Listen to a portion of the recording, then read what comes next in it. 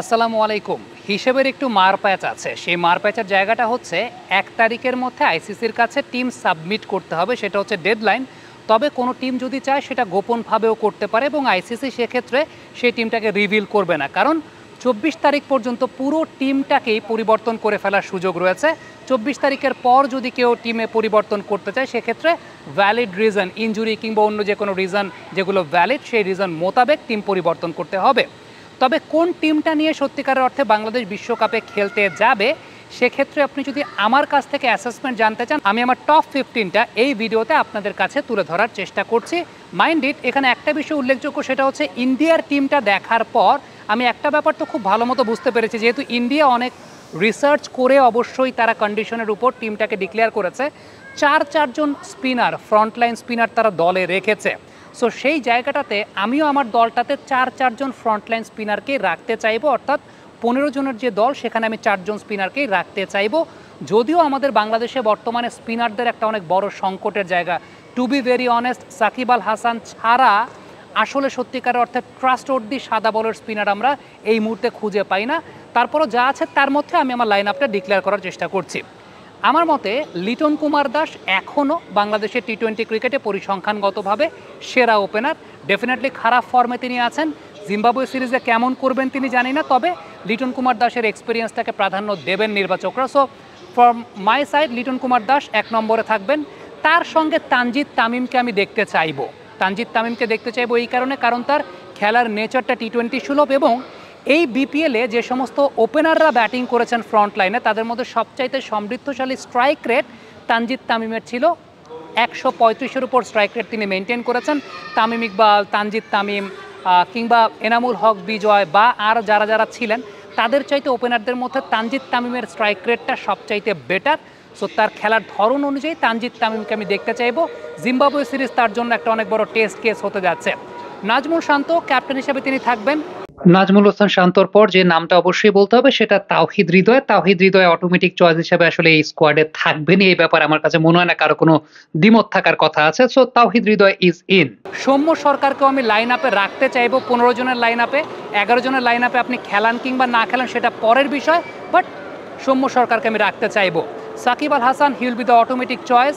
After that Mahmudullah Riyad, Jaker Ali Anik, এই স্পটগুলো আমার কাছে মনে হয় যে একদম ফিক্সড, অর্থাৎ 8 জন ব্যাটারকে আমি এই জায়গাটা রাখতে চাইবো। নাও স্পিনারদের জায়গাটা আমি 4 জন স্পিনারের কোটা রাখতে চাইবো, এবং সেই 4 জন স্পিনারের মধ্যে আমার দৃষ্টিতে সেই জায়গাটায় থাকবেন Rishad Hossain, right arm leg break bowler, no doubt about that. Sheikh Mehedi Hasan, যেহেতু মেহেদি মিরাজের টি-20 ফর্ম নিয়ে একটা ব্যাপার রয়েছে, মেহেদি মিরাজ আমরা জানি যে ক্যাপ্টেনরাও তাকে 4 ওভার বোলিং করান না, সেটার একটা ব্যাপার রয়েছে। তানভীর ইসলামকে আমি এই জায়গাটা রাখতে চাইবো। তানভীর এবং আলিস এই দুজনের মতো একজন, সেটা একটা জায়গা হতে পারে। আমি জানি না জিম্বাবুয়ের সঙ্গে 3 ম্যাচের জন্য লাইন আপটা ঘোষণা করা হয়েছে, পরের 2 ম্যাচে আলিসকে রাখা হবে কিনা, বাট আলিস এবং তানভীরের মধ্যে যে কোনো একজন আমার কাছে মনে হয় ফিঙ্গার স্পিনার যিনি বেটার করবেন সেই জায়গাটা আমি একটা অপশন রাখতে চাচ্ছি। এবং সেই সঙ্গে শেখ মেহেদি হাসান, যেটা আপনারা একটু আগে জানলেন, বা আমি শেখ মেহেদি হাসানের কথা বলছিলাম যে কারণে মেহেদি হাসান মিরাজের চাইতে শেখ মেহেদিকে টি-20তে প্রেফার করবো এই কারণে, লাস্ট নিউজিল্যান্ড সিরিজটাতে শেখ মেহেদি হাসান ভালো বোলিং করেছেন। 2টা ম্যাচে এমন আছে 5-এর নিচে ইকোনমিতে বোলিং করেছেন, যদিও শ্রীলঙ্কা সিরিজটা খারাপ খেলেছেন। ইভেন সেখানে আলিস আল ইসলাম না, আমার কাছে ব্যক্তিগতভাবে মনে হয় যে নাসুম আহমেদকেও যদি শেষ 2টা টি-20তে ট্রাই করে একটু তার শেপটা বাজিয়ে দেখা যায় সেটাও হয়তো বা বেনিফিশিয়াল হতে পারে। কারণ আমার ব্যক্তিগত মতামত অনুযায়ী ইনিশিয়ালি যে ম্যাচগুলো রয়েছে মার্কিন যুক্তরাষ্ট্র এবং ওয়েস্ট ইন্ডিজ, 2টা জায়গাতেই আমার যেটা মনে হয় যে ফিঙ্গার স্পিন খুব ভাইটাল একটা রোল প্লে করতে পারে। ইন্ডিয়া কিন্তু ব্যালেন্স রেখেছে, 4 জন স্পিনারকে রেখেছে। সো কন্ডিশনটাকে বেটার অ্যাসেস নিশ্চয়ই ইন্ডিয়া করবে, কারণ তারা তাদের অ্যানালাইসিসটা ওইরকম লেভেলের রিচ থাকে। সো আমার কাছে মনে হয় যে এই জায়গাটায় তানভীর, নাসুম এবং আলিস আল ইসলাম 3 জনকে বাজিয়ে দেখার দরকার যদি তারা ফিট থাকেন। পেস বোলারদের জায়গা থেকে সাইফুদ্দিনকে আমি রাখতে চাইবো। শরীফুল অটোমেটিক চয়েস থাকবেন, তাসকিন আহমেদ থাকবেন, মোস্তাফিজুর রহমান থাকবেন।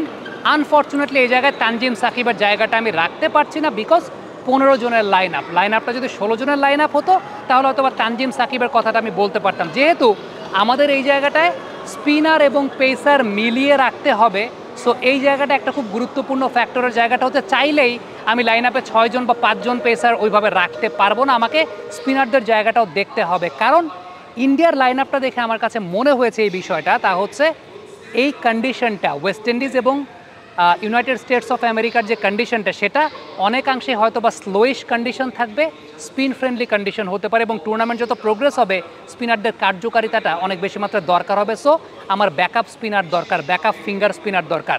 এই হচ্ছে আমার 15 জনের লাইন আপ। কমেন্ট বক্সে আপনাদের মন্তব্য মতামত জানতে চাই।